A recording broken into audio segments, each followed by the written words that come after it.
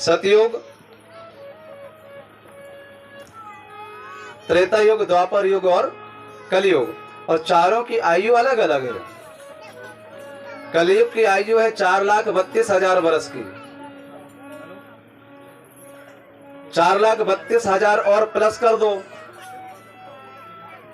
तो 8,64,000 द्वापर युग की आयु हो गई। अब 8,64,000 में 4,32,000 और जोड़ दो तो त्रेता युग की आयु हो गई। और जितनी त्रेता की आयु उसमें 4,32,000 और जोड़ दो तो सतयुग की हो गई। ऐसे चारों युगों की आयु अलग अलग है। और जब ये चारों युग एक बार बीतता है तो उसे चतुर्युग कहते हैं। और जब यह चारों युग 71 बार बीतता है उसे एक कल्प कहते हैं। और जब यही कल्प 100 बार बीतता है तो ब्रह्मा जी का एक दिन होता है। और जब ब्रह्मा जी का 100 दिन होता है तो शिव जी का एक दिन होता है। इतनी लंबी आयु है शिवलोक की। तो शिव जी बोले कि मैंने इसे 5 वर्ष जीने की आयु प्रदान किया है, लेकिन मृत्यु लोक वाली नहीं, शिवलोक वाली। अब सोचो उस बालक की आयु कितनी लंबी हो गई। केवल कितने मात्र से? केवल प्रणाम करने मात्र से। पिताजी ने कहा था कि आने जाने वाले लोगों को प्रणाम करना शुरू कर दो। उसने केवल इतना ही किया और बालक की आयु बहुत लंबे वर्षों की हो गई। तो प्रणाम करने मात्र से आयु, विद्या, यश और बल की प्राप्ति होती है। बालकों ने लेट करके ब्राह्मणों को प्रणाम किया और कहा, हे भूमि देवः शृणुत कृष्ण अस्यादेश कारिणः। भगवान का कहना है, कन्हैया का कहना है कि हम लोगों को भूख लगी है, भोजन चाहिए। लेकिन वो जो ब्राह्मण थे केवल स्वर्ग की प्राप्ति के लिए यज्ञ कर रहे थे, इसलिए उन बालकों को उन्होंने भगा दिया। भोजन ये मांग रहे थे लेकिन उनको भोजन नहीं दिया गया। और प्यासे को पानी पिलाया नहीं, बाद अमृत पिलाने से क्या फायदा। सब के सब बालक वहां से चले गए। भगवान से जाकर के उन्होंने सुना दिया कि हम लोगों को भोजन नहीं मिला और हम खाली हाथ लौट करके वापस आ गए हैं। सो भगवान ने कहा कि देखो, एक बार यदि असफलता मिल जाए, एक बार यदि हार मिल जाए तो व्यक्ति को हारना नहीं चाहिए, बल्कि पुनः कोशिश करना चाहिए। इसलिए भगवान ने कहा ट्राई अगेन, फिर से जाओ। नन्ही सी चींटी दीवाल में 100 बार चढ़ती है, चढ़कर गिरना, गिरकर चढ़ना नहीं अखरता है। आखिर उसकी मेहनत हर बार बेकार नहीं होती। कोशिश करने वालों की कभी हार नहीं होती। गोताखोर नदी में 100 बार उतरता है, जाकर आना आकर जाना नहीं अखरता है। आखिर उसकी मुट्ठी हर बार खाली नहीं होती। कोशिश करने वालों की कभी हार नहीं होती। बिना कुछ किए जयकार नहीं होती। कोशिश करने वालों की कभी हार नहीं होती। इसलिए भगवान ने कहा एक बार और जाओ। सब बालक पुनः एक बार और आए हैं और इस बार ब्राह्मणों की जगह पर ब्राह्मणियां मिल गईं। उन्होंने जैसे ही बालकों को देखा और कन्हैया जी का संदेशा पाया, उन्होंने अपने हाथों से भोजन पकाया और स्वयं ही लेकर के वो भगवान के पास में पहुंच जाती हैं। इधर बाद में ब्राह्मणों को पता चला तो उन्होंने कहा कि अरे, हम लोगों का जीवन तो व्यर्थ हो गया। हम लोग अपनी विद्या में ही पड़े रहे, लेकिन हम लोगों का यह जीवन सार्थक नहीं हो पाया। धिक कुलम धिक क्रिया दक्षम विमुखा यदक्षजे। हम लोगों का कुल को धिक्कार है। बोले हमने ऊंचे कुल में जन्म लिया, लेकिन भगवान को हमने भुला दिया। केवल स्वर्ग की प्राप्ति में हम लोग लगे रहे। फिर कहते हैं आखिर इसमें हमारा दोष क्या है? आखिर भगवान की माया ही इस प्रकार की होती है। इस प्रकार से वो पछताते रहते हैं। और श्री सुखदेव भगवान कहते हैं कि हे राजन, आज वही समय आ गया। भगवान ने जिन गोपियों से कहा था कि आगे वाले समय में हमारा और तुम्हारा मिलन होगा, भगवान ने देखा कि बड़ा सुंदर समय है, शरद पूर्णिमा की रात्रि है। भगवान अपीता रात्रि शरदोत्फुल्ल मल्लिका दीक्षरन्तु मनश्चक्रे योग मायामुपाश्रितः। बड़ा सुंदर समय आया है, शरद पूर्णिमा की रात्रि। भगवान ने अपनी योग माया का आश्रय लिया और रात्रि के समय में भगवान ने बांसुरी बजाई। और बांसुरी कैसी बजाई? जो जो गोपियां कार्तिक मास में स्नान करने के लिए जाती थी, कात्यायनी देवी की मूर्ति बना करके मंत्र का उच्चारण करती थी, उन्हीं उन्हीं गोपियों का बांसुरी में नाम भगवान ने ले ले करके पुकारा है। सब गोपियां कुछ ना कुछ काम में लगी थी। एक गोपी गाय का दोहन कर रही थी और बांसुरी की आवाज उसके कानों में पड़ी। उसने गाय का दोहन बंद कर दिया और तुरंत वो जंगल की तरफ, वन की तरफ भागी। एक गोपी भोजन पका रही थी और उसके कान में जैसी आवाज आई सो वो भी भागी। एक गोपी परोसने का काम कर रही थी और उसके कान में भी आवाज आई सो वो भी भागी। एक गोपी छोटे से बालक का लालन पालन कर रही है और उसके कान में आवाज आई सो वो भी भागी। एक गोपी पति की सेवा कर रही है और लेकिन उसके कान में जैसी बांसुरी की आवाज सुनाई दी वो भी भागी। एक गोपी लीपा पोती कर रही थी। लीपा पोती मतलब डेंटिंग पेंटिंग, और डेंटिंग पेंटिंग मतलब क्रीम पाउडर। एक आंख में अंजन लगा है, एक में लगा ही नहीं है, और बांसुरी की आवाज उसके कानों में पड़ी सो वो भी भाग गई। और भगवान ने देखा वन में गोपियों की भीड़ लग गई। पहले तो भगवान ने उन गोपियों का स्वागत किया। स्वागतम वो महाभागः प्रियम किम करिवाणि वह ब्रजस्यानमयं कश्चिद ब्रूतागमन कारणम। भगवान ने पहले स्वागत किया, लेकिन भगवान ने तुरंत बाद में फिर पूछ दिया कि तुम यहाँ पर क्यों आई? ब्रूतागमन कारणम, आने का क्या कारण है? अच्छा, कोई व्यक्ति किसी को नाम लेकर के बुलावे कि यहाँ आओ, और जब वो आया तो फिर पूछने लगे क्यों आए, तो अच्छी बात है क्या?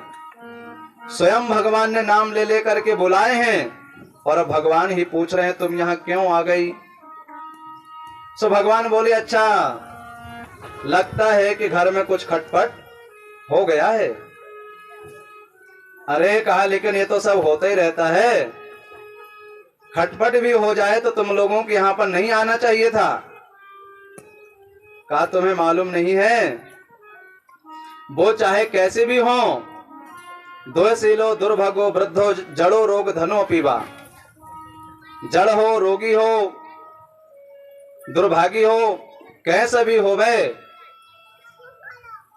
लेकिन कहा तुम लोगों का परम कर्तव्य है सेवा करना। और भगवान ने एक उदाहरण बताया कि देखो, कहा जंगल में एक महात्मा जी थे, उनकी बड़ी बड़ी जटा, वो तप कर रहे थे। अचानक एक पक्षी आया और पक्षी ने उनकी जटा में घोंसला रखा और घोंसला रख के अंडा रख करके चला गया। अचानक एक दिन महात्मा जी का हाथ ऐसा गया तो महात्मा जी ने देखा कि अरे मेरे सिर में अंडा। अब वो बड़े अभिमान से उठे और उठ करके गांव में गए और एक मकान में जाकर के आवाज लगाई, भिक्षाम देहि माई। अब अंदर से आवाज आई, महाराज थोड़े रुक जाओ। तो महात्मा जी ने कहा, अरे क्या समझ के रखी हो? सुबह माई बोली, अरे महाराज तुम्हारे सिर में एक पक्षी अंडा दे करके चला गया तो तुम बहुत बड़े सिद्ध हो गए क्या? अब महात्मा जी ने सोचा ये अंडे वाली बात केवल मुझे मालूम है, इसे कैसे मालूम हो गया? तो सोचे चलो कोई बात नहीं, थोड़ी देर रुक लेता हूं। वह माई जब बाहर आई तो महात्मा जी ने पूछा, ये अंडे वाली बात मुझे मालूम है, तुझे कैसे मालूम हुआ? तो वो बोले, जरा अंदर आओ, दूरबीन रखी है, मैं यहीं से बैठे सब देख लेती हूं। जैसे ही महात्मा जी अंदर गए, तो पता चला कि उनके पति देव विश्राम कर रहे हैं। वह माई बोली कि इन्हीं के चरण दूरबीन है, इन्हीं के चरणों की सेवा करके मैं यहीं से बैठे बैठे सब कुछ देख लेती हूं। परंतु आज के समय में कुछ माताएं, यहाँ की बात नहीं बता रहे हैं, सनोधा की और जगह में है ऐसे, सबके पैर छू में, कहो इनके भी छू लो तो कहती हैं शर्म लगती है। सबके छूते फिरती हैं लेकिन उनके छूने में शर्म लगती है। लेकिन वह माई बोली कि इनके चरणों की सेवा करके मैं यहीं से बैठे बैठे सब कुछ देख लेती हूं। इसलिए भगवान बोले तुम लौट करके चली जाओ। उनमें से एक गोपी बोली कि मैं भी कुछ पूछूं। भगवान बोले ठीक है पूछो। तो वह गोपी बोली देखो, एक पतिव्रता स्त्री और कहा उसका पति अचानक विदेश जा रहे थे। सो वह बोली कि मैं कैसे रहूंगी। तो उन्होंने एक फोटो दे दिया और कहा कि इन्हीं की पूजा करना। अब वो फोटो दे करके चले गए। अब वह नित्य उस फोटो की पूजा करती। धीरे धीरे करके बहुत दिन बीत गए। अचानक एक दिन वो लौट करके वापस आए, दरवाजा बंद था। उन्होंने आकर के दरवाजा खटखटाया, दरवाजा खोलो। गोपी बोली अब आप बताओ। और वह अंदर फोटो की पूजा कर रही थी और ये बाहर खड़े दरवाजा खटखटा रहे थे। गोपी बोली अब आप बताओ, उसे दरवाजा खोलना चाहिए या फिर फोटो की पूजा में लगे रहना चाहिए। भगवान बोले अरे जब असली आ गए हैं तो फोटो की पूजा करके क्या मिलेगा। कहा अब तो दरवाजा खोलना चाहिए। गोपी बोली बस बस, अपने मुंह से आपने निर्णय सुना दिया। कहा क्या। गोपी ने कहा कि जब हमको असली मिल गए तो फोटो की पूजा करके हमको क्या मिलेगा।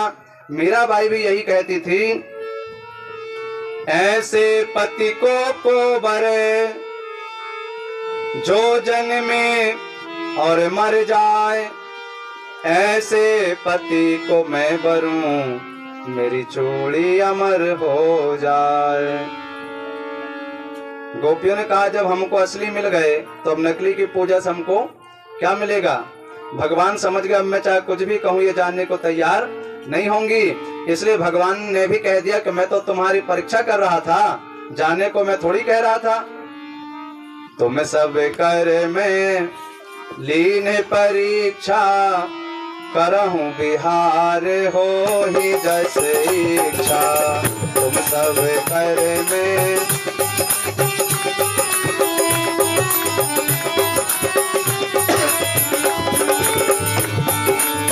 तुम सब कर में लीन परीक्षा, करहूं बिहार हो ही जस इच्छा।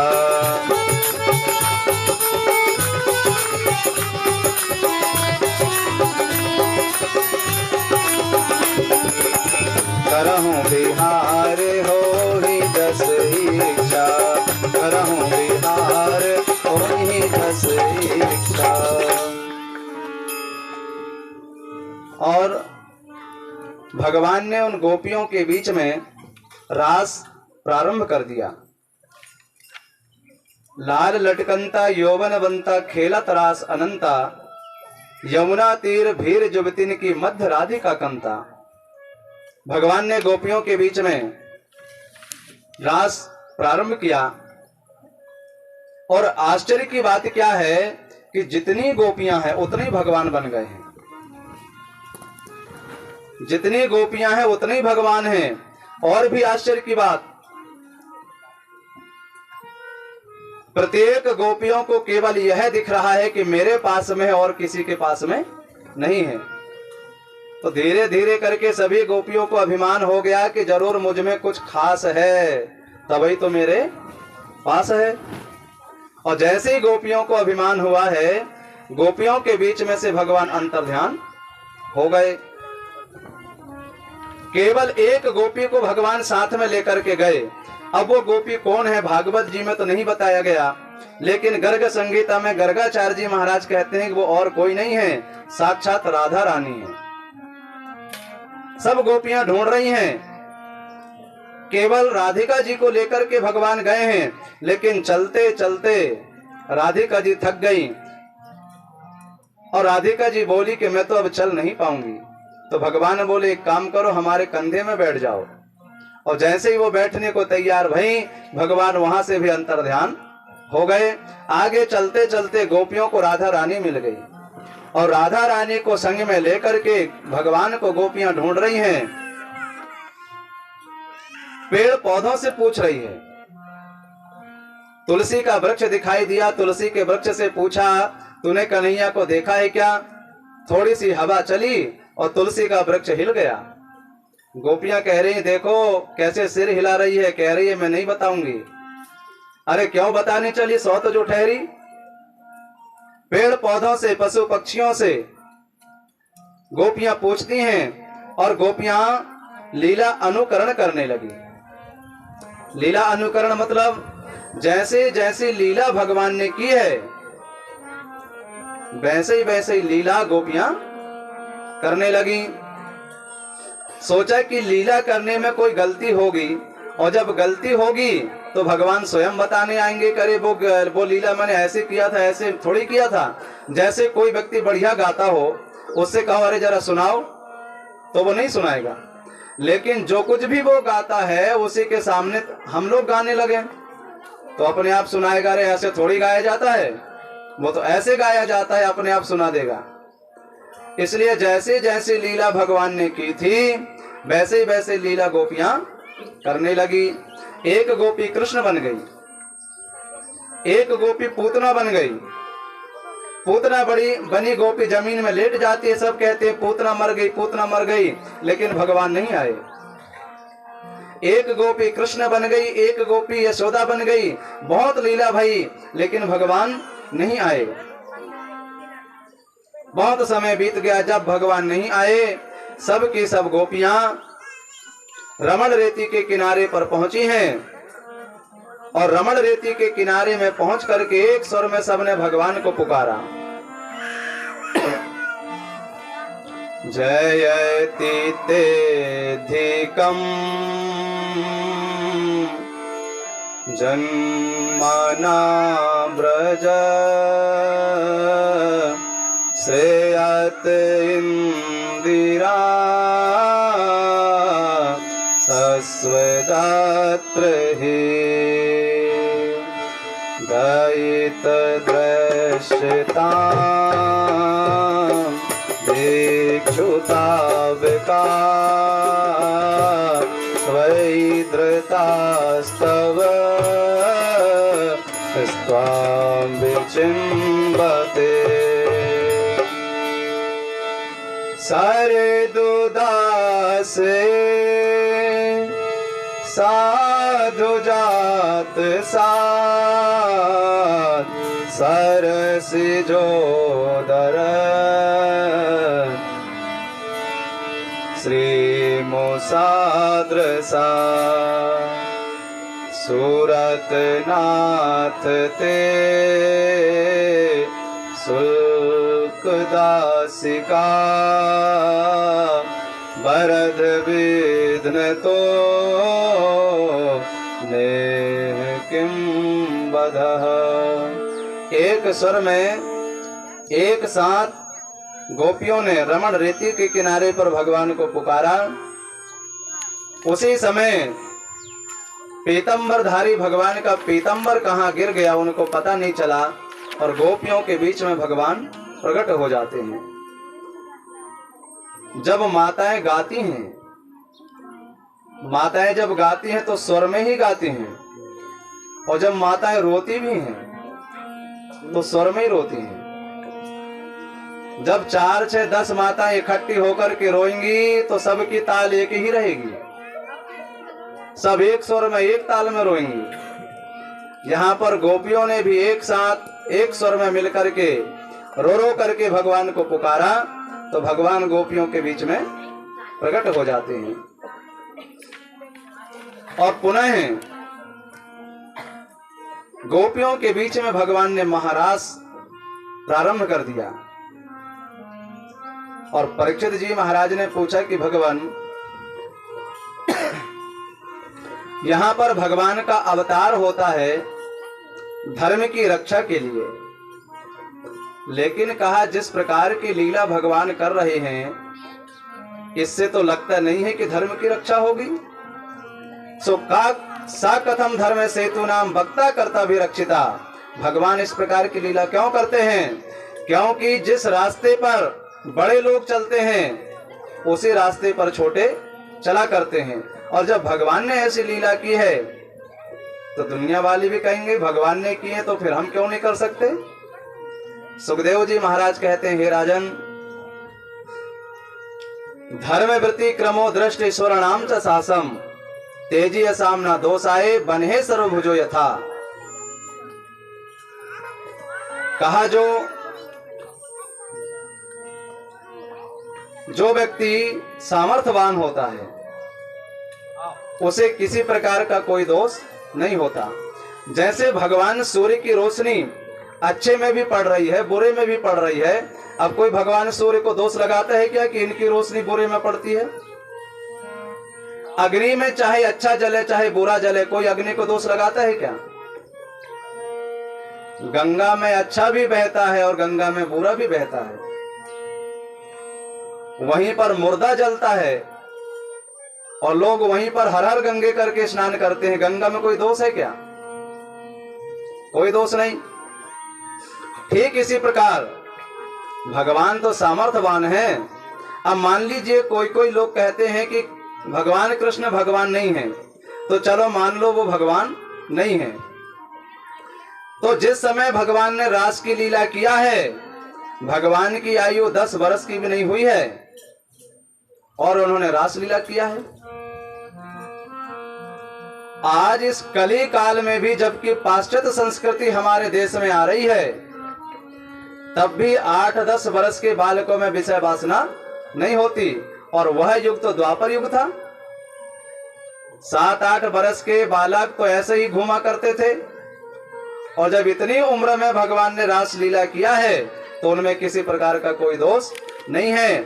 और यदि वो भगवान है तब तो फिर कोई दोष है ही नहीं। श्री सुखदेव भगवान कहते हैं कि हे राजन, भगवान के रास में कभी भी काम को प्रवेश बिल्कुल नहीं है।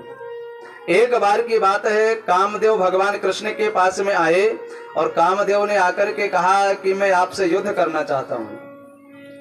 कहा मैंने युद्ध तो आज तक बहुत किया, लेकिन जो भी युद्ध होता था किला वाला होता था। किला वाला मतलब सबकी आंखें बंद है। जैसे भोले बाबा तप कर रहे थे, भजन कर रहे थे, कामदेव ने प्रकोप किया, भोले बाबा ने कामदेव को जला दिया। तो लेकिन वो किला में थे, सुरक्षित थे। लेकिन कामदेव बोला मैं आपके साथ में युद्ध करना चाहता हूं, मैदान वाला।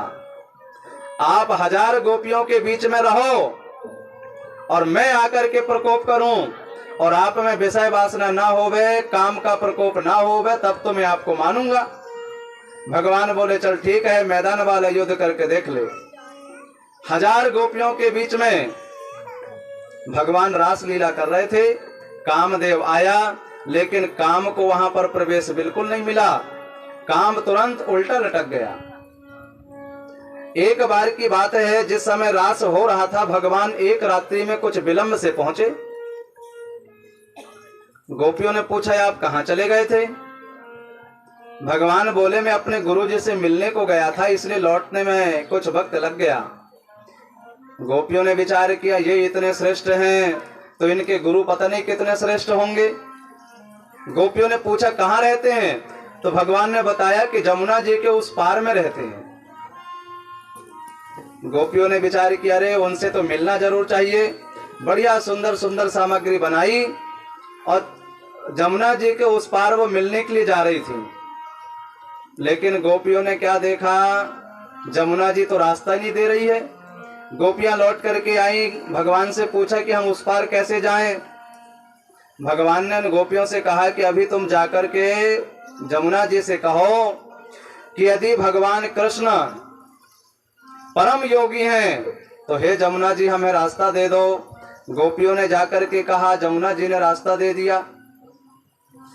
दुर्वासा मुनि के पास में गोपियां पहुंची और खूब बढ़िया बढ़िया सामग्री बना करके ले गई थी, उनको खूब खिलाया पिलाया। गोपियां लौट करके वापस जाने लगी, लेकिन जमुना जी फिर रास्ता नहीं दे रही थी। तुरंत दुर्वासा मुनि के पास में गोपियां गई, कहा अब हम उस पार कैसे जाएं? दुर्वासा मुनि बोले कि आप जमुना जी से जाकर के कहो कि दुर्वासा ऋषि हमेशा व्रत करते हैं, उपवास करते हैं, तो हे जमुना जी हमें रास्ता दो। तो रोज खाते हैं, खूब खाते हैं, खूब खाने के बाद में दुर्वासा मुनि हमेशा व्रत हैं और 1000 गोपियों के साथ में नृत्य करते हुए भी, रास रचाते हुए भी भगवान परम योगी हैं, योगीश्वर हैं। इसलिए भगवान की लीला में किसी प्रकार क्या कोई शंका नहीं होना चाहिए। भगवान ने रास लीला किया और वो पूर्ण योगेश्वर की लीला है।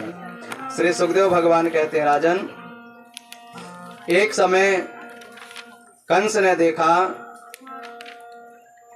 कि मैंने बड़े बड़े राक्षसों को पहुंचाया, लेकिन वो दोनों ग्वाले आज तक समाप्त नहीं हुए। क्या किया जाए, कैसे उन दोनों को मारा जाए? तब उसने एक युक्ति विचार किया कि मैं दोनों को यहीं बुलाऊं और यहीं बुला करके उसको आराम से मार दूं। लेकिन कहा बालक कैसे आएंगे? तो उसने विचार किया कि जो बालक होते हैं वो मेला ठेला के बहुत शौकीन हुआ करते हैं। तो बड़ा सुंदर मेला का आयोजन किया और अक्रूर जी को बुलाया। अक्रूर जी से कहा कि अक्रूर